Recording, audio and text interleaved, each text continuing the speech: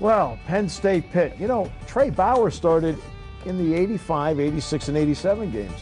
You were 3-0. Yeah, we used to beat them consistently, and hopefully we'll find out this week, Todd. Yeah, we get 4 in a row starting this year, and thanks to Penn State, Pitt has set a record for season ticket sales, guys. Well, the Blue White Tailgate is next.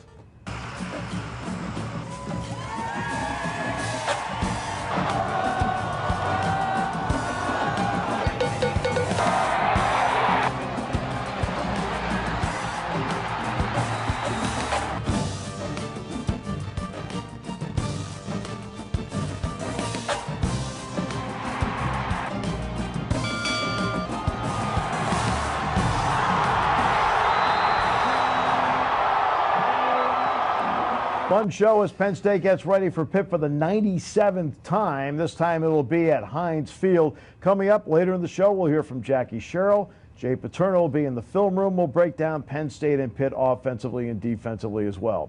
For James Franklin, the opening game. So it's a starting point. What did he think of his starting point?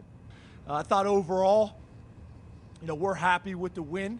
I think we could have been cleaner.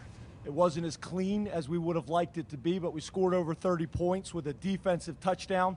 Offensively, we gave up a touchdown, so you see 13 points. It really was 6. So I thought overall, we played well on defense. It's great to see 7 sacks from an inexperienced defensive line. So he goes to defense there. So, Trey, you watched the defense. How well as a starter did they play? I mean, I thought they played pretty well. The thing that concerned me is giving up 150 rushing yards to Kent State. I mean, Pitt's not Kent State, so they have to really kind of improve for us to have a good chance to win. Todd, what about the offense? Well, offensively, what I like to see is that they look like they had an identity. Last couple of years, it looked like they were trying to figure out how to attack a defense, what to do. This year, it seems like they know what to do. They just have to do it a little better and get better at it. All right, Andrew Kalista is sitting, maybe standing, at the update desk. Thanks, guys. Right off the bat, I know most people have probably seen this, but the best the college football world had to offer was on display in Lincoln, Nebraska, as they honored their fallen punter, Sam Folds. 4th down and 3 on Nebraska 32.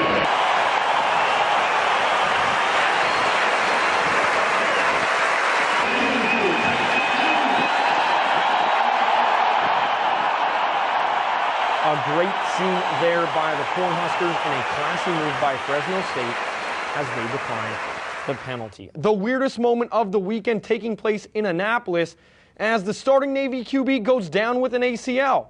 Well, America's Navy is always on guard, and one of their plebes, Malcolm Perry, had to trade in his dress whites and leave the brigade and put on the jersey and head down to the sidelines. He carried the ball, and of course, the SID staff had some fun with it, and I cannot say that they are wrong. Your Health South injury update report looks like this. Schwam, 50-50. Givens, most likely out, but who really knows? Coach Franklin, he isn't telling us anything. And some numbers for the Nittany Lion faithful as they're bombarded this weekend by 12 zip. How about 21 10-win seasons for Penn State, 5 for Pitt, 23 7-1 since 1966, and the only number that matters, 48-14. I'm Clark Kent at your update desk. Those more wardrobe changes than J-Lo. All right, let's get to the. Has time killed the rivalry, guys? I mean, for me, it's kind of like, if you think about it, so Penn State's been in the Big Ten. I think this is their 24th season. Yeah. So the Pitt, I mean, the guys on Pitt and Penn State have no recollection of that rivalry. So I think it's probably more for the fans and just another game for the players. I'm going to jump on that and say yes and no. I mean, yes, it's killed it on the field. They just don't play nearly as much. I'd say no off the field because there's still plenty of banter between Penn State and Pitt fans. And there's also the recruiting wars that go on every single year. And there's a lot of high school coaches, a lot of upcoming high school players that are going to be watching these games in the next 4 years. So the rivalry exists, I think, more off the field, obviously, than on it. Mike Gesicki was 4 the last time these two played. His thoughts on the rivalry. We're looking forward to it because it's the next game. I mean, Coach Franklin, just said, it's another week, it's another game, it's another opportunity. I mean, right now, I think in the locker room we just kind of got done celebrating. So I mean, it's over with, and now we're on to the next one. So. You want to talk about a rivalry or anything? A what? You want to talk about them being former rivals? No. Okay, again, he was 3 with the last time they played. You played in it. What's your favorite memory? I think my favorite memory is in 1985, we played at Pitt Stadium, and we had a pretty good team that year. We were undefeated, and we kind of waxed them, and then, you know, Shut them out. Yeah, I mean, a bunch of fans just started throwing oranges on the field because we were going to the Orange Bowl, so that was my favorite memory. Yeah, and a lot of people talk about the 48-14 game. I think it was actually, for me, the 78 game here. I think the wind was howling here. I think Joe Paterno elected to kick off in both halves. Mike Gooman scored a touchdown late. Penn State was going to go play for its first national championship. Turned out Alabama beat them, but it was really an emotional game. It was a great game between the two. So those are some of the memories along the way in this series. Now, what about the series between the two? Here's how it breaks down. In the first 96, and the vast majority of them, by the way, played, yes, in Pittsburgh. Forbes Field, Three Rivers Stadium, Pitt Stadium. Last time they played was at Three Rivers. It was a 12-0 game.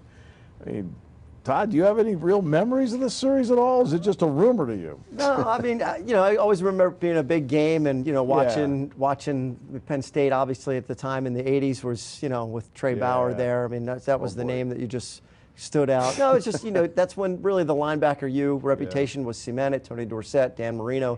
There's been so many big players that played in this series, and so you remember the individuals also along with the series and the players. And I tell you what, if it's up to Pat Narduzzi, this is going to be a big-time rivalry again, because he has locked it down all week long, wants to be the lone voice of the program all week long. So he's got his guys tremendously, I don't want to say tight, but wound up and ready to go. I mean, there are a lot of ways that you can kill rivalries. That people go to different conferences. I mean, the Oklahoma-Nebraska thing was killed within its own conference. They put them in separate divisions, so they started rotating off each other's schedules, so that happens.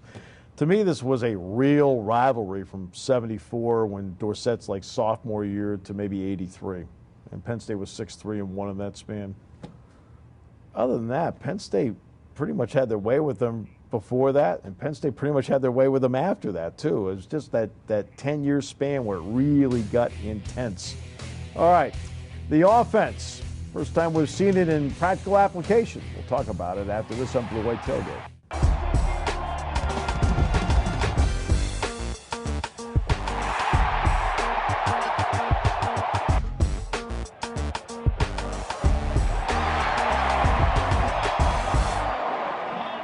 Welcome back to the Blue White Tailgate. More from Trey and Steve in just a moment. But hey, did you notice there's a brand new offensive scheme out there on the field for the Nittany Lions?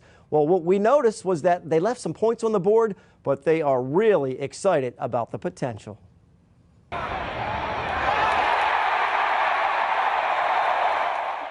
Definitely excited about what we did today, putting up points like that, and knowing that we left probably 14 or maybe 21 other points on the board. I think we can execute a little bit better, you know, but like at the same time, it's a great team win, you know, so I'm not going to take anything away from the team win, you know. Obviously, like I said, we want to be better as an offense, but, you know, it was a great first start. Both McSorley and Godwin showed flashes of brilliance, as did Saquon Barkley, of course. Nice to see Mike Gesicki contributing. His touchdown put the Golden Flashes away. Everyone is ready to have their number called, thanks to the new offense implemented by Coach Moorhead. At Fordham, I mean, this man had, I think it was like 3 dudes catch for 1,000 yards, a tight end catch 66 balls, a dude running back rush for like 1,500. I mean, so I mean, everybody has a chance to contribute, which is awesome, and keeps everybody on their toes. That includes the offensive line. Still a work in progress, but now one of the most experienced groups in the Big Ten. I think it allows us to work as an actual unit a lot better, because we all know we don't have to say certain things. Everyone's kind of on the same page. You know who else is thrilled about the potential of the offense? The Nittany Lions defense. More points on the scoreboard equates to less pressure on the D. I mean, definitely going against this offense was a lot more frustrating than past offenses, but it's also just the scheme. But in terms of the defensive mindset, our mindset has never changed. We're always expecting every time we take the field, we have to make a play, and the offense expects us to make plays, get them the ball back. We'll take a line out of Coach Joe's book and say it was good, but good's the enemy of great. So I think there's definitely a lot of room to improve there.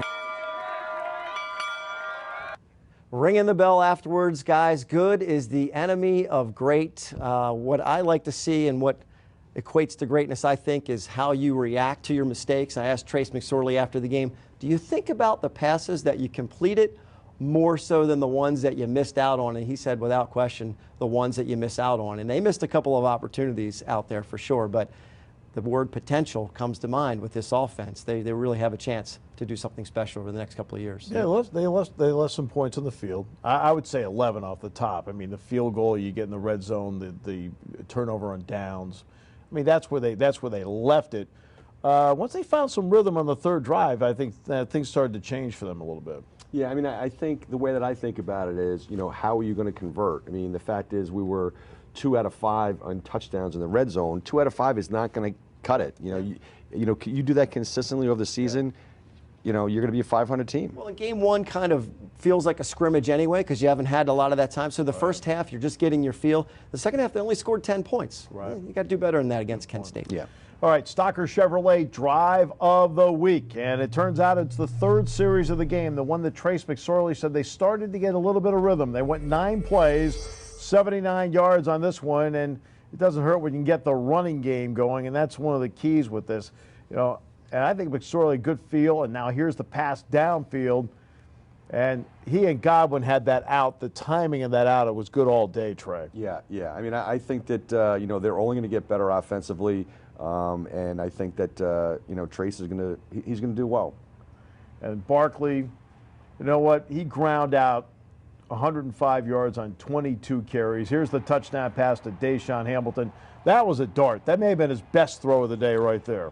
A place that only Deshaun Hamilton could catch it. That's what McSorley's going to be known for, is his accuracy, and you can see he's got a defender on his back. He puts it in the spot that number 5 can catch, and only number 5. All right, time now for our player of the week from the family clothesline. It is Saquon Barkley, 22 carries, 105 yards. You know what? He was not happy with his blitz pickup in this game, yet Jack Ham and I commented several times in the game, we thought he was really good on blitz pickup, so I'm glad he has a higher standard than we do. He's got some expectations for himself, and whether that's in the weight room, whether that's running the ball and blocking. You like to see that out of your running back. Well, let's face it, guys, he's going to have to be a critical guy this week. He's going to need another 100-yard-plus game, don't you think, Trey? I think so. I mean, if he doesn't go over 100 yards, we're going to have some serious problems. The other part of that, guys, is I want to see him get the ball to Barkley in some open space. They had the one swing pass. They need to get him the ball, even when the short passing game.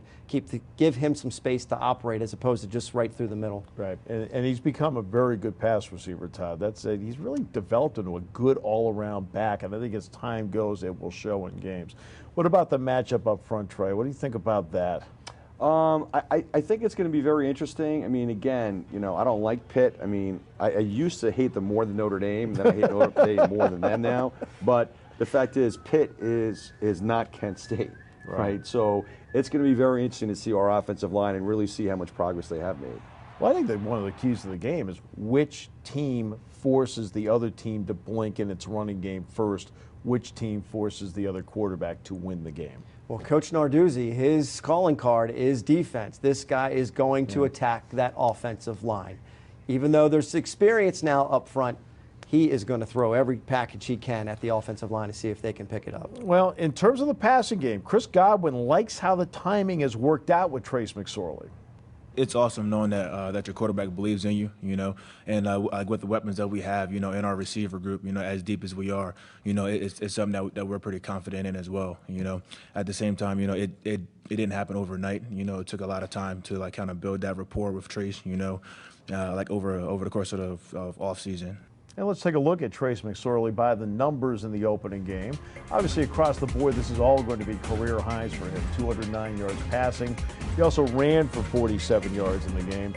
And you know what? I mean, he showed a toughness running the football too, I thought. Yeah, I mean, you're going to get tagged. Yeah, I mean, I think for the biggest difference I saw is that between he and Christian last year is that he's got a lot more flexibility as far as running the ball. And he's going to have to do that certainly in this offense. The number I liked on that board was the 0 in the interception column. Exactly. He did not make a mistake in his first career start. he didn't force the ball into some spots. He did miss a few throws, short-armed a short touchdown. But, yeah, no mistakes, didn't make that interception. Yeah, never squared up his feet at all on that play when he rolled out and he kind of shot-putted it. And it was to Mike Gesicki. Mike can be a matchup problem, and he talked about where he fits in this offense and how much he likes it. A lot of people thought that I had all the talent in the world, and I think that, it didn't really match with everything that everybody wanted, and including myself. So I think that this offseason was huge for myself to come out there and, perfect my skill and perfect my craft. And I think that not only for myself, but for the entire team, offense, defense, special teams, it showed today. A guy that's a tight end H-back of that size becomes a matchup nightmare for a lot of people, doesn't he, Trey? He's really too quick for a linebacker, no offense. and most linebackers, most average linebackers, yes, but too tall for safety usually. Yeah, I mean, he has a rare combination. That's what the NFL guys are looking for. They're looking for the 6'5", 6'6" guy, running 4.6. He's got all the talent in the world. He's just got to, kind of clean up his catching ability. I mean, he's a tight end. He has to catch the ball. And he had a couple drops, or he had one on Saturday, and he's got to improve on that. Well, and you mentioned it, the catching part of it, and what he's got this year is confidence back. He's got his confidence and his swagger. If you know Mike Gesicki, and I had a chance to talk to him after the game, and I was mentioning to you guys, it's hard for him to just sit there and answer the question straightforward. His personality is big, and he wants to just let it go. And the guys, he's going to be a tremendous advantage if he can stay confident all year long. Coming up, a look at the Penn State defense, a discussion with Jackie Sherrill. Jay, what do you have coming up in the film room? Coming up on the film room, we're going to take a look at the season opener, talk about some things that were good, things that were not so good, and some questions that we have moving forward for the rest of the season.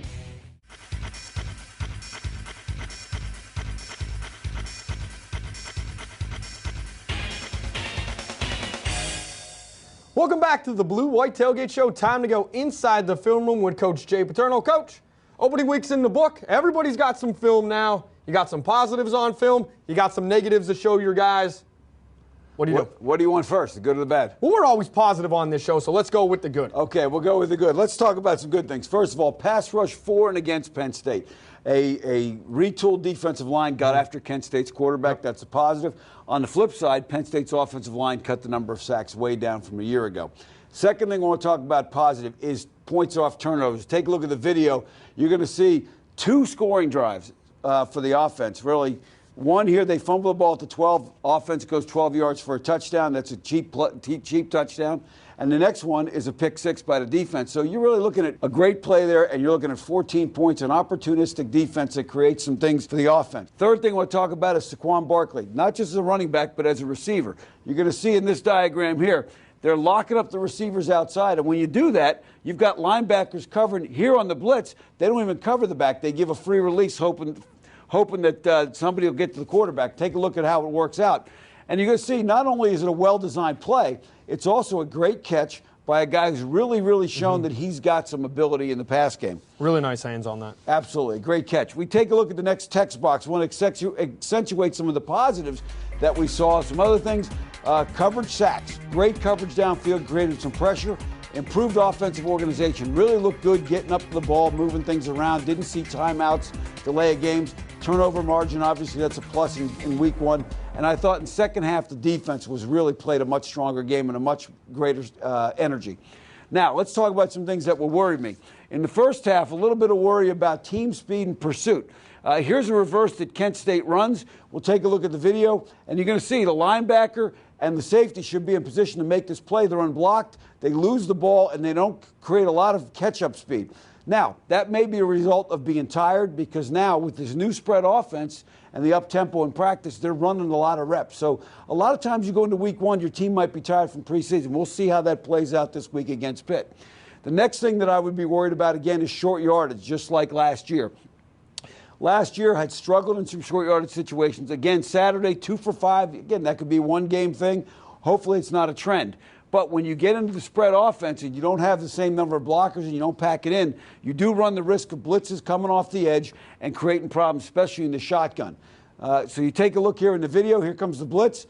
We give the ball to tailback up inside, and there's a guy free, unblocked in there. And again, 2 out of 5 on third downs. That's not going to get it done. Bill Walsh, the great coach of the 49ers, his goal used to be 80%, and obviously 2 for 5 is well short of that. The other thing that continues to be a problem for Penn State, with all the man-to-man they like, the quarterback run game is something they're going to have to address. Last year, opponents had over 500 yards, 9 touchdowns out of the quarterback position in called run plays. Last week, 81 yards on 16 called run plays for Kent State. So again, a problem. Take a look at why, though. With the man-to-man, nobody's got the quarterback, so when he takes off, nobody's there. You take a look at the video. Again, here comes the blitz off the edge. You see defensive backs turned, running with receivers, and luckily safety comes up and makes the play. So those are some of the things that would worry me as I start to look at. One more thing is the separation of the wideouts. When we look at the video now, you're going to see Godwin against Kent State's corner. Again, all day, Kent State's corners had the ability to run. Now, here's one where he gets some separation. The only problem is that separation came with a 15-yard penalty for offensive pass interference. Even on the deep ball that was hit down the sideline in the second half, there was not great separation. It was kind of thrown behind him, and he made a great catch on that one. Now, a couple questions going into next week and going the rest of the season. One being Saquon Barkley. Now, I don't mean that in terms of ability, because we know he's a great player, but how do you get him the football? When you look at this handoff, and he was most effective Saturday, was when he was taking the ball with the shoulder square to the sideline, and you see from those two lines, his eyes are now pointed. He can see more of the field. You take a look at this run, and you're going to see when he comes off this handoff, he's north and south very quickly. He had a great run in the second half, also where he exploded up the middle. Now, the opposite of that, you're going to see where he's getting the handoff. You can see here, he's actually his shoulders are faced towards the sideline. They're parallel to the sideline, perpendicular to the line of scrimmage. And again, that's going to affect his vision some. Take a look at the video, and you'll see it's a little bit more difficult cut than when you're going north and south. And you see he doesn't get the same kind of explosion off his cuts as he does get in north and south. So that's one of the questions that I would have as they go forward. But again, a good performance in a lot of different things. Now, let's take a look at the next screenshot. We'll talk about some stats. Again, 2015 versus 2016. Yards per game about the same. Yards per play actually down this year from last year. Yards per called run. Again, we took the sacks out, so it's a fair stat. Much better last year than it was this year. So again, some things to talk about, and then things to look for next week. As we go to the next graphic, we'll see how many quarterback runs do we have in the game. 14 last week for Trace McSorley is going to be something you don't want to see every week. Take a look. Can they improve in the red zone? Can they improve in third downs? Improve defense against the run, and can they get separation against Pitt? Jay, that's a lot of stuff that we talked about on postgame, especially with Saquon moving laterally instead of having his eyes downfield. That's something to watch. Also, should know, he did a great job on his blitz pickup. Did that. The important thing is, though, Coach, they got the win in week 1, and we know that's always difficult in college football. That's all that matters. If you get, at the end of the day, all that matters is that goes in the left column instead of the right column, and you're 1-0. So a lot of good things to look at and some things to work on. Again, as a guy I used to work for used to say, you're never as good as you think you are when you win, never as bad as you think you are when you lose. Also, you improve the most between week 1 and week 2. I think you're familiar with that saying as well. When we come back, we break down the Penn State defense.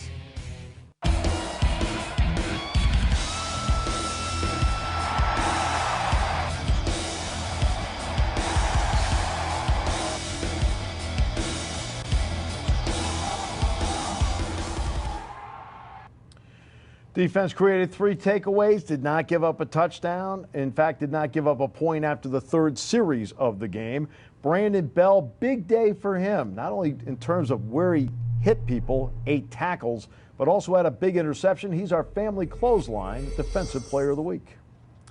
And here's that, really, guys, all over the field. He plays his field linebacker really well. It's a little bit, different. He's not a natural out there, but his instincts, Trey, are really good. I mean, what do instincts mean to a linebacker? Well, you have to be into the flow of the game, and I think for him, it's like his improvement. I saw him improve over the course of the year last year. Every single game, he got a little bit better. It's not surprising he was our player of the game. And you know what? This week, those linebackers are going to be busy, Todd. You'd have to really make Pitt blink in the running game. No doubt about it. Look, they're Michigan State light, right? They want to pound the ball at you. They've got 2 seniors on the left side of their line, so they're going to come straight at you. And the linebacking core isn't deep to begin with, so these guys are going to have a busy day, and they're going to need to stay healthy and still ready to go and in shape by the fourth quarter, because it may not show itself in the first half, but teams that want to pound you and just run the ball, they're counting on wearing you down for that third and especially the fourth quarter. Opening game against Villanova, they actually got positive grades in the center guard combination, but didn't get much off the edge in that opening game against Villanova. Now it's one game, and it's, so everything's different. Grant Haley knows that they have to buckle it up. They are going to have to stop the run.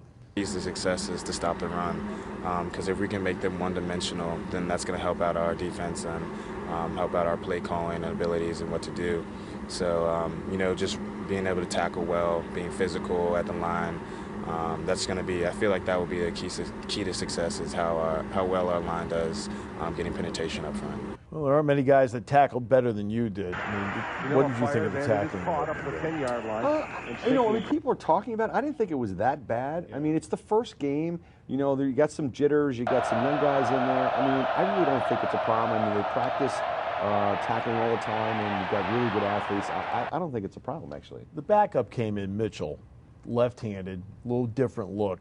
He was able to get yards scrambling. They won't face that this week. No, and Grant Haley talked about the tackling, and that's going to be really important, even on plays that maybe you give up a first down, because Pitt's the kind of team that wants to go 10, 12, 14 play drives, and if they're having success as tackling, that's what you're going to make them do anyway. And sometimes when you get those long drives, they have to settle for the field goal. So it's a bend but don't break type of mentality for the secondary. They can't let them get past them for big chunks. Nate Peterman did a good job of utilizing his tight ends in the opener. One had 5 catches, the other one had 1. But there's no Tyler Boyd anymore. What kind of dynamic does that change for the Penn State secondary? Who gets their wideouts? Well, I mean, I think that our secondary is one of the stronger units. If you go the guys up front, the linebackers, the secondary. I mean, I don't really have a problem with the secondary. I think they're all very athletic.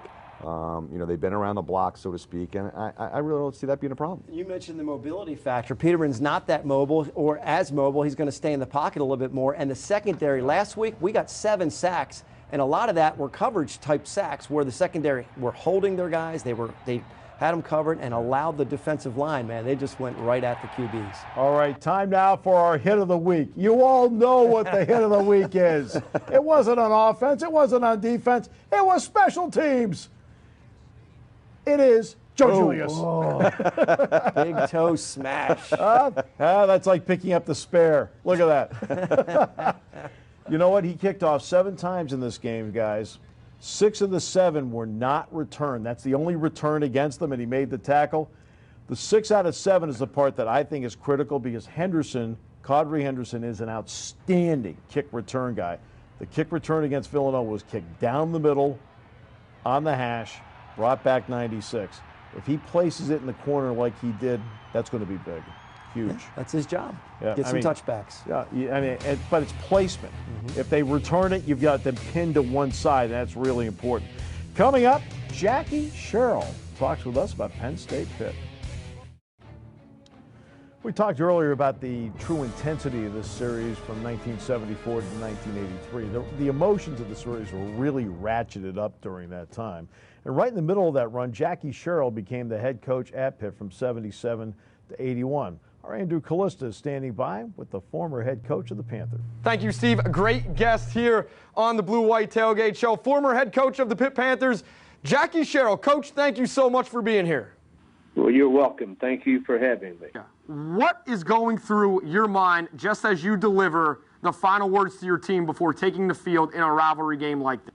I've always wanted to play the coaches that would jump up and down and get the team all excited and have them burst out of their locker room, because as soon as the players lined up and they got slapped up beside the head, they forget what that coach said in the locker room, because it didn't matter anymore. It was between them and the team that they were playing. But when you play a rival, then you certainly go over last-minute things of what you have to do to win the game, and hopefully that the players really understand what the game means, what is at stake, and certainly you go out there and you play the game. It's got to be personal to them, and I'm not talking about being hated or hatred or they have to, have this game inside and what it means to win the game.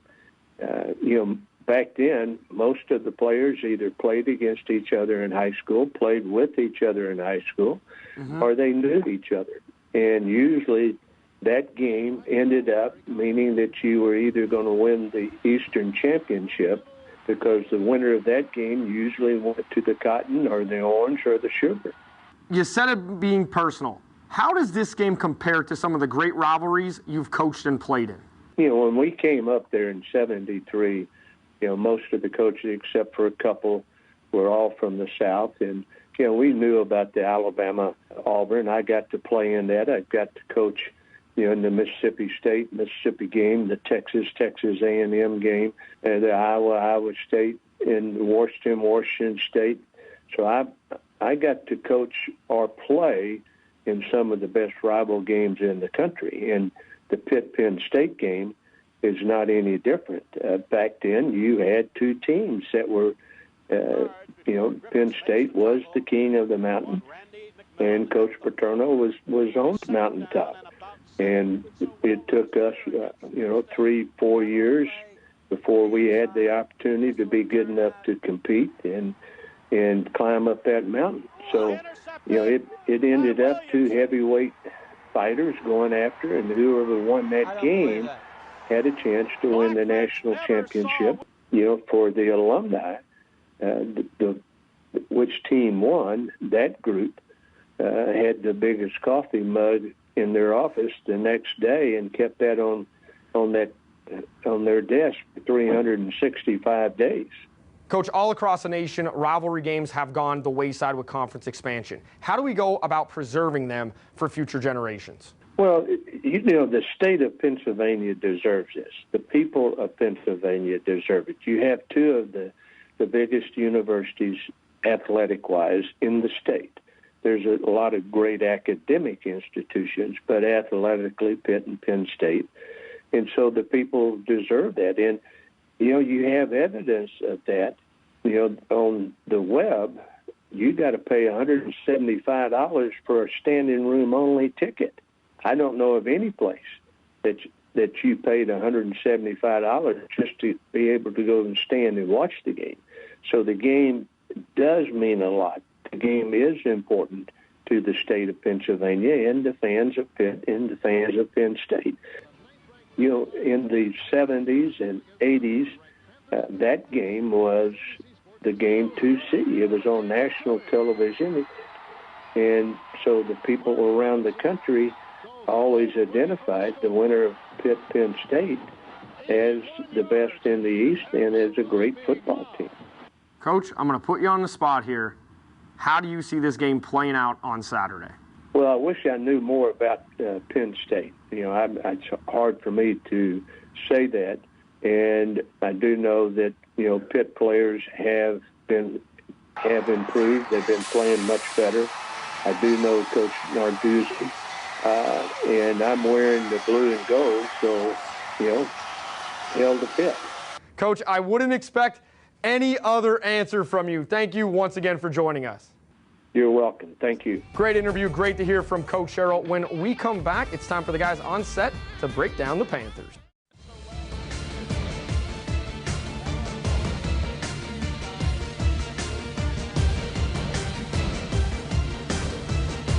Intercepted by Williamson.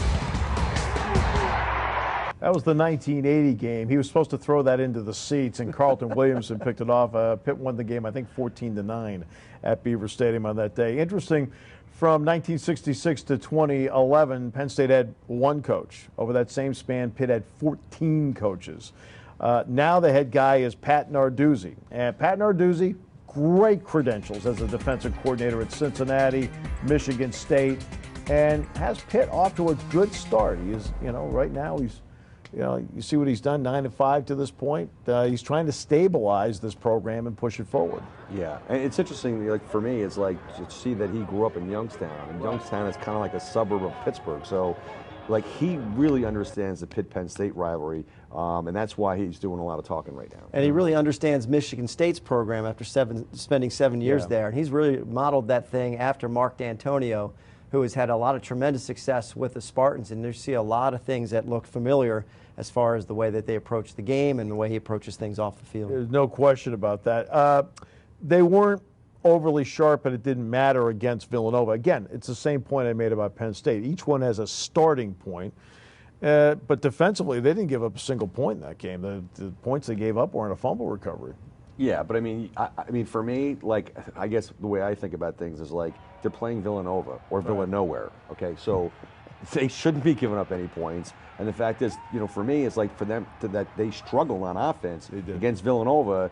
I mean, Penn State's defense is better than Villanova's. Yeah, and I look at these things, it's the first game. You know, I mean, I know they have a lot of experience. Yeah. Those first halves, I kind of, not throw them away, but they're just getting a feel for hitting other guys and getting into it. So really the first few possessions are kind of throwaways. But yeah, I mean, they've got an experienced team. They should have came out of the gates a little bit better against the Wildcats. If you want to pick one unifying factor that unifies Penn State fans and unifies Pitt fans in this series, the fact that James Conner is playing in this game. Overcoming leukemia, and for James Franklin, great respect. 6-foot back who's 225, 230 pounds that has the type of production that he has. And then you have him coming back behind a veteran, big physical offensive line and a staff and a philosophy that they are going to try to run the ball. So, yeah, he's a special player. You know, I'm excited to see him before the game. I know our guys are excited to compete against him and the rest of the players. And when he was out with a knee injury last year, Kadri Ellison stepped in, and he gained over 1,100 yards. And in the opener, most of the work was done by Connor. Ellison ended up getting, 7 carries in the game. But here are these two guys together. Take a look at the numbers that they had.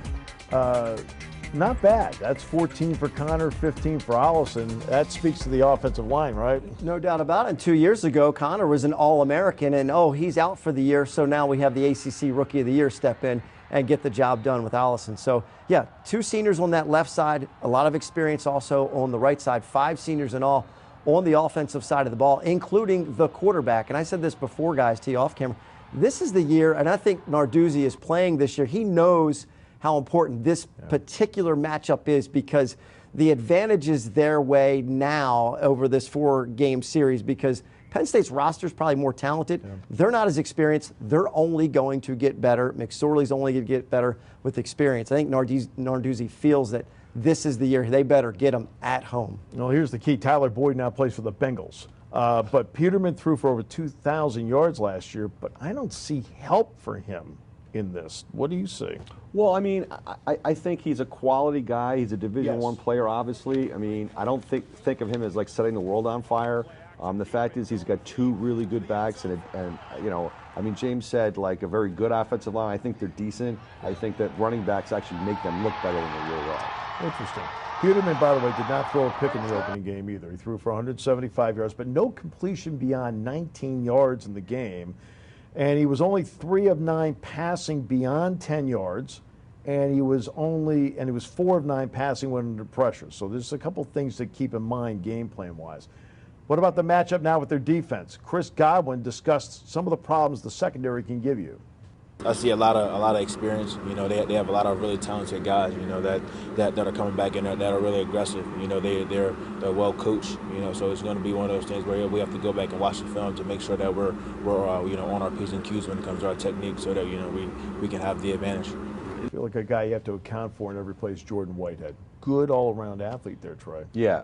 I mean, I think that you can't, you know, a game like this where I think the talent is, we have probably better talent, as Todd said, but they're younger. The fact is, it's like it's going to be a handful of plays that are going to determine this game. And you look up front, 6 and 5. Okay, 6 at DT, 5 Price on the outside. I mean, Penn State's going to have to do a good job of keeping Pitt's defensive front out of the backfield. Well, remember last year with Penn State, that was our strength, that front 7 they talked about. Okay, nose tackle, senior, defensive tackle, senior, defensive end, senior, money linebacker, senior, Mike linebacker, senior. I mean, this is the front end of it. So, you know, a lot of experience there. Narduzzi is going to, he knows these guys can handle whatever he throws at them defensively to put into play as far as the game goes. So look out to the offensive line. I mean, they're going to try and confuse them, and they're going to come right at them and come at Trace. And if you can get good coverage on the outside, you can then unleash the Hounds with the other 9. That is the Pat Narduzzi MO. That's what he had at Michigan State. Good, bad, and the ugly coming up after this. Because it's a big rivalry game, and it's the most important game of most of the players' lives. Once again, great protection. Pass is deflected and intercepted. Eddie Jackson in motion. Here's Blackledge from midfield down the sidelines. Jackson's there, has the ball, does a pirouette, goes around his man, goes in to score. What a move! The legendary Bill Fleming on the call. Worked with Darrell Royal that day, 48-14. All right, time now for the good, the bad, and the ugly. I think everyone knows who the angelic one is on this crew.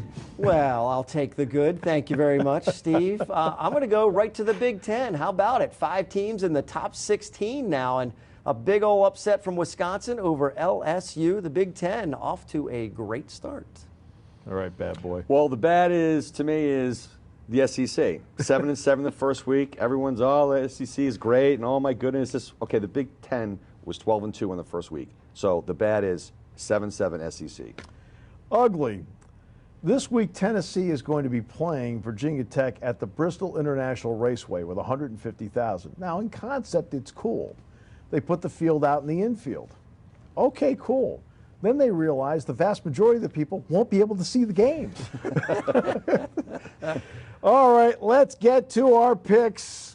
All right, here we go. I guess, let's see, I get to go first, I guess. Iowa State and Iowa is the game I have. SIAC Trophy, you know, when you only play 9 conference games, when you play 9 conference games, you only have 3 non-conference games.